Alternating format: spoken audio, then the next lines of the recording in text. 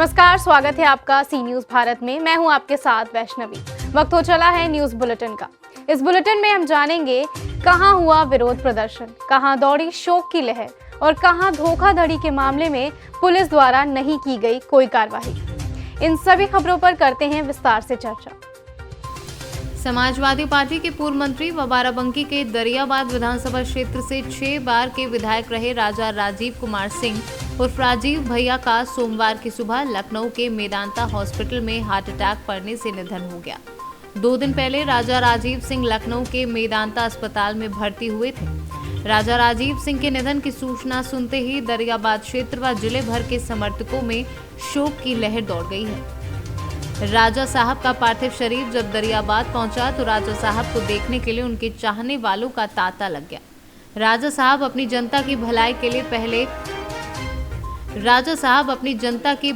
लिए पहले काम करते थे, इसलिए राजा साहब को क्षेत्र की जनता उन्हें अपना रहनुमा मानती थी। बाराबंकी से सीनू संवाददाता मोहम्मद अरशद की रिपोर्ट। ग्वालियर में 15 दिन से चल रही हड़ताल में आज उस समय नया मोड़ आ गया जब कांग्रेस महासचिव सुनील शर्मा अपने लाभ लश्कर के साथ हजीरा सब्जी मंडी विरोध दर्ज कराने पहुंचे, लेकिन पुलिस प्रशासन के सामने उनकी एक नहीं चली और पुलिस प्रशासन में सुनील शर्मा सहित कांग्रेस के सभी कार्यकर्ताओं को गिरफ्तार कर डीआरपी लाइन भेज दिया। इसी के विरोध स्वरूप शहर जिला कांग्रेस में महात्मा गांधी की प्रतिमा के समक्ष अपना विरोध प्रकट किया। विरोध प्रकट करने के बाद शहर जिला कांग्रेस पुतला फूंकने की तैयारी में थी, लेकिन कांग्रेस के इस मंसूबे को पुलिस प्रशासन ने नाकाम कर दिया और फिर कांग्रेसी कार्यकर्ता दूसरा पुतला ले आए, लेकिन वहां मौजूद पुलिस प्रशासन ने वाटर कैनन का प्रयोग कर उस पुतले को भी ध्वस्त कर दिया और कांग्रेसी नारेबाजी करते हुए वापस एकत्रित हो गए। इस मौके पर भारी पुलिस फोर्स मौजूद था, लेकिन तभी एनएसयूआई के अध्यक्ष शिवराज यादव एक और पुतला ले आए और जैसे ही उस पुतले को आग लगाई तभी वहां मौके पर मौजूद इंदरगंज थाने के एसआई गौतम गंभीर रूप से झुलस गए। वहां पुलिसकर्मियों ने जैसे तैसे आग बुझाई और एसआई गौतम को तुरंत पास ही स्थित अपोलो हॉस्पिटल ले गए और अस्पताल इलाज चालू करवाया। जब ये मामला शासन प्रशासन की जानकारी में आया तो तुरंत ग्वालियर कलेक्टर एवं पुलिस अधीक्षक एवं शासन प्रशासन के आला अधिकारी अपोलो हॉस्पिटल पहुंचे और पूरे घटनाक्रम की जानकारी ली। ये नगर निगम द्वारा अतिक्रमण जगह खाली कराई गई तो उनको दूसरे शिफ्ट किया गया, तो क्या आगे भी ये जो नगर निगम की जगह पर अतिक्रमण किया हुआ है उन पर कार्रवाई होगी क्या? नहीं, अतिक्रमण की नहीं है, ये तो हमने जो शिफ्ट करवाई है अभी कुछ दिन पूर्व भी कराई थी। तो यहाँ पे जो चबूतरे और टीसेट पड़े थे वो किसी काम के नहीं थे, उसको आज हटाने की कार्रवाई कर रहे हैं। अच्छा, कितने लोग सर अभी यहाँ पर धरने बैठे थे कांग्रेस से गिरफ्तार? नहीं, आज तो हम लोग आए थे तो कोई धरने पे नहीं था। चौराहे पे कुछ लोग आने की कोशिश कर रहे थे तो उनको गिरफ्तार कर लिया गया था। आज कांग्रेस पार्टी ने जो मत लिया हुआ है तो ये गरीबों की जो इससे गाड़ी गई है इस पर आपका क्या मैं बोलूँगी कि ये जो भाजपा है गरीब विरोधी, महिला विरोधी, देश विरोधी भाजपा ये है। इन्होंने जिस प्रकार से उस मंडी में कोई प्रावधान नहीं किया लोग कोई मॉल या कोई अपना वीआईपी गेस्ट हाउस बना सकें। वो गरीब जो सालों से वर्षों से वो महिलाएं जिन्होंने अपनी बेटियों की शादी उस चबूतरे पे कमा कर बेटियों की शादी कर दी, विदाई कर दी, उनके लिए यहाँ से उनकी रोजी रोटी जाती थी। उस पे पिछले कितने 15-20 दिन से हमारी कांग्रेस पार्टी समर्थन में उनके साथ उखाड़े जा रहे हैं उनके चबूतरे, उनके समर्थन में कब से बैठी हुई थी।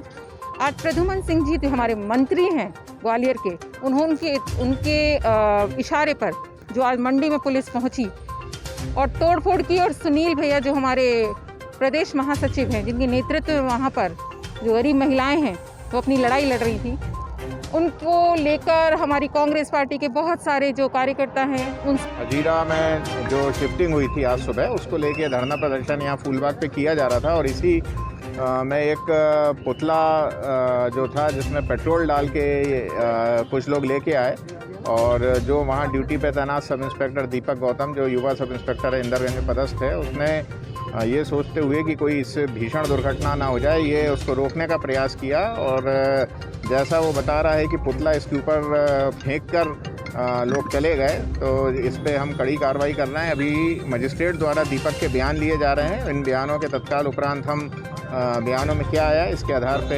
एफआईआर करके और सख्त से सख्त कार्रवाई करेंगे। ग्वालियर से सीनू संवाददाता योगेश विसारिया की रिपोर्ट। महोबा कोतवाली क्षेत्र में बेखौफ चोरों ने आभूषण की दुकान का रोशनदान तोड़कर लाखों रुपए के सोने चांदी के आभूषण चुरा लिए। घटना से आभूषण विक्रेताओं में हड़कंप मच गया है। पुलिस सीसीटीवी फुटेज खंगालते हुए चोरों की धरपकड़ में जुट गई है। चोरी हुई है यहाँ पे। अभी दुकान में अंदाजा नहीं लगाया जा सकता क्योंकि दुकान मैं आता हूँ, 1 मिनट में आता हूँ। जब हमारे भतीजे वीरेंद्र सोनी आए तो दुकान में बोर्ड उनका जो है फटा पड़ा था। हमने देखा जंगला कटा हुआ है तो फिर उन्होंने सबको बुलाया। हम लोग आए, दुकान का शटर खोला, एक शटर खोला तो पूरे काउंटर साफ है, पूरी दुकान साफ है। अभी अंदाजा नहीं है कितने जब शटर खुले फ्लाइंग और की बुला है तब शटर खुले तो बंद। महोबा से सीनू संवाददाता राहुल कश्यप की रिपोर्ट। खिलचीपुर फरियादी के साथ हुई धोखाधड़ी के मामले में पुलिस द्वारा कार्यवाही नहीं किए जाने पर फरियादी रामचरण दांगी ने खिलचीपुर अदालत में वकील के माध्यम से प्राइवेट कंप्लेंट पेश की गई है, जिस पर जज ने फैसला सुनाते हुए गुरसाई रियल एस्टेट इंदौर एवं प्लस इंडिया लिमिटेड के चेयरमैन सहित 7 अन्य लोगों पर कई धाराओं के तहत थाना प्रभारी खिलचीपुर को एफआईआर करने का आदेश जारी किया है। तो बीसी धोखाधड़ी का क्या है ये मामला? ये मामला तहसील खिलचीपुर के अंतर्गत जो ग्राम कल्याणपुरा है वहाँ का है। वहाँ का जो रामचरण पिता मान सिंह दांगी के परिवार के लोगों के साथ में गुरु साई रियल एस्टेट और पल्स इंडिया लिमिटेड नाम की फर्जी कंपनियां बनाकर उनके द्वारा फर्जी उनके रसीदें देकर और उनको फर्जी एफडीआर देकर कि आपके पैसे 7 साल में डबल हो जाएंगे, इन लोगों से 6-7 लाख रुपए ऐंठा गया है। और इसके बाद जब मैच्योरिटी डेट इनकी आई उसके बाद उन लोगों का ना तो पते ठिकाने हैं ना वो पेमेंट इनका वापस कर रहे हैं। गाँव वाले दर की ठोकरें खा रहे थे। इसके बाद इनने थाने में रिपोर्ट करने की कोशिश की, वहाँ पे इनकी एफआईआर दर्ज नहीं हुई। इसके बाद मैंने इनकी प्राइवेट कंप्लेंट न्यायालय खिलचीपुर में श्रीमान के यहाँ पे लगाई है, वहाँ से इनके विरुद्ध एफआईआर दर्ज किए जाने का निर्देश हुआ है और 420, 467, 468, 471 आईपीसी के अंतर्गत इन लोगों के विरुद्ध अपराध। मध्य प्रदेश से सीनू संवाददाता राम बाबू की रिपोर्ट।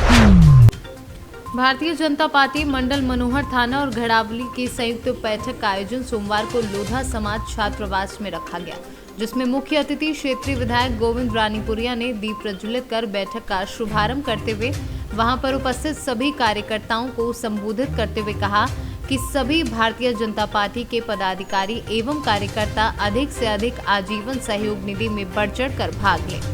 राजस्थान से सीनू संवाददाता भगवान सिंह राजावत की रिपोर्ट।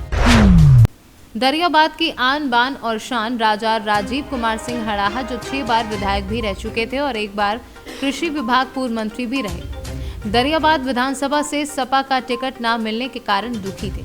जो लखनऊ के मेदांता अस्पताल में भर्ती थे, आज जिनका देहांत हो गया, उनके पार्थिव शरीर को लेकर शोक संवेदना यात्रा निकाली गई, जो जगह जगह रुकते हुए उनके पार्थिव शरीर को लोगों ने फूलों से पुष्पांजलि अर्पित की। वहीं टिकैत नगर कस्बा के अखिल भारतीय उद्योग व्यापार मंडल के जिला उपाध्यक्ष राजेश शर्मा और फक्कड़ के नेतृत्व में टिकैत नगर व्यापारियों ने राजा राजीव कुमार सिंह के पार्थिव शरीर को पुष्पांजलि अर्पित की। बाराबंकी से सीनू संवाददाता विजय सिंह की रिपोर्ट। चतरा में क्राइम कंट्रोल को ले जिला प्रशासन पूरी तरह सख्ती के मूड में आ चुका है। दिन प्रतिदिन बढ़ते क्राइम ग्राफ पर ब्रेक लगाने को लेकर जहां एसपी के निर्देश पर जिले के सभी थाना क्षेत्रों में निरंतर सघन एंटी क्राइम चेकिंग अभियान चलाया जा रहा है, वहीं डीसी और एसपी के संयुक्त नेतृत्व में जेल में बंद हर छोटे बड़े अपराधियों पर हर गतिविधि पर भी पैनी नजर रखी जा रही है। देर रात डीसी और एसपी के संयुक्त नेतृत्व में चतरा मंडल कारा में सघन छापेमारी अभियान चलाया गया।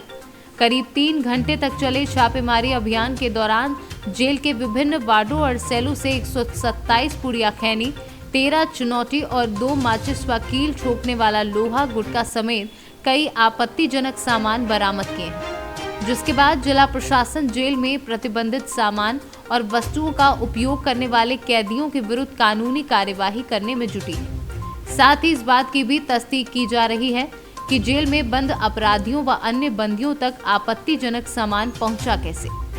झारखंड से सीनू संवाददाता लकी की रिपोर्ट। कन्नौज में अखिलेश यादव का कार्यकर्ताओं ने किया स्वागत। अखिलेश यादव ने कार्यकर्ताओं से बूथ जुटाने के दिए निर्देश। कन्नौज के आगरा लखनऊ एक्सप्रेसवे के तिरवा का मामला। कन्नौज से सीनू संवाददाता सीबू सैनी की रिपोर्ट।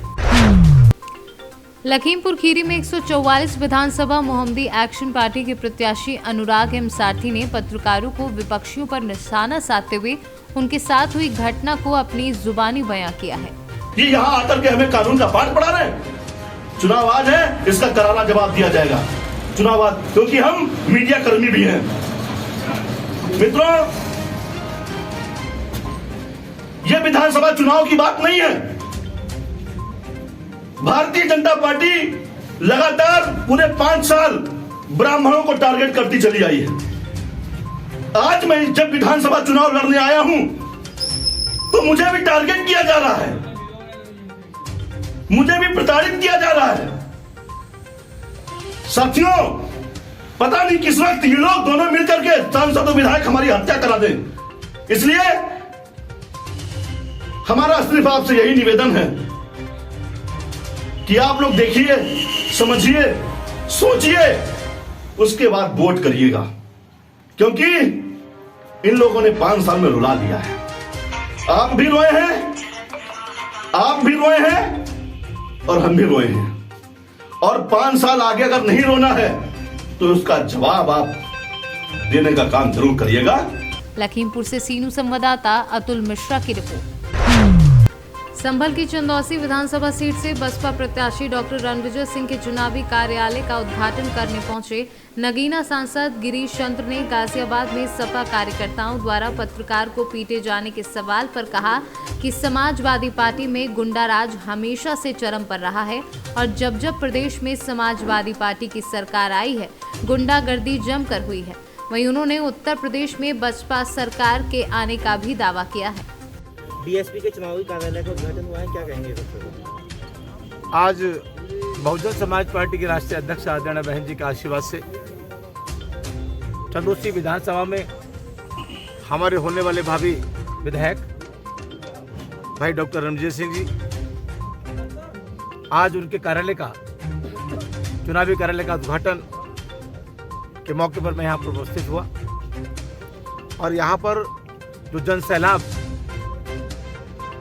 पूरे क्षेत्र के संभ्रांत लोगों का मुझे देखने मिला, उसने तय कर दिया है कि आने वाले 2022 का चुनाव जो 14 तारीख को यहाँ वोटिंग होनी है, निश्चित तौर पे भाई रणविजय जी यहाँ से विधायक बनकर जाएंगे। और निश्चित तौर पे चंदौसी विधानसभा का जिस तरीके से मैंने लोगों के बीच में रहकर उनकी सेवा करने का काम किया है, उससे अच्छी सेवा करने का काम भाई डॉक्टर रणविजय जी करेंगे। अच्छा, जिस तरह से अभी समाजवादी की सरकार नहीं आई है और वहाँ पे उनकी गुंडागर्दी चालू हो गई, कल गाजियाबाद में पत्रकार को पीटा, तो क्या कहेंगे समाजवादी के विचार? ये तो 4 बार उनकी सरकार उत्तर प्रदेश में रही है। क्या कोई सरकार ऐसी रही जहाँ गुंडा राज नहीं हुआ? जब जब समाजवादी पार्टी की सरकार है, हिंदू मुस्लिम के नाम पर झगड़े। सवाल करो। आप चंदौसी विधानसभा से बीएसपी के उम्मीदवार हैं, तो आप क्या कहेंगे?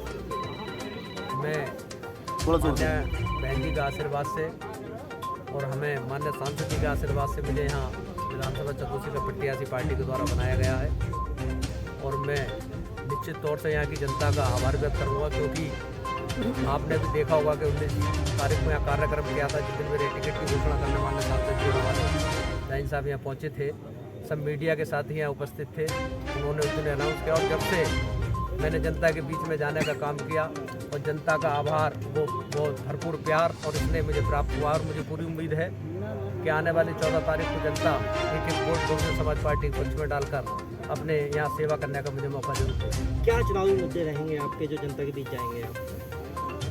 आज के शासनकाल में तमाम मुद्दे हैं। संभल से सीनू संवाददाता सोनू वाशनी की रिपोर्ट। इस बुलेटिन में फिलहाल के लिए इतना ही। देश दुनिया की तमाम बड़ी खबरों के लिए बने रहिए सी न्यूज़ भारत के साथ।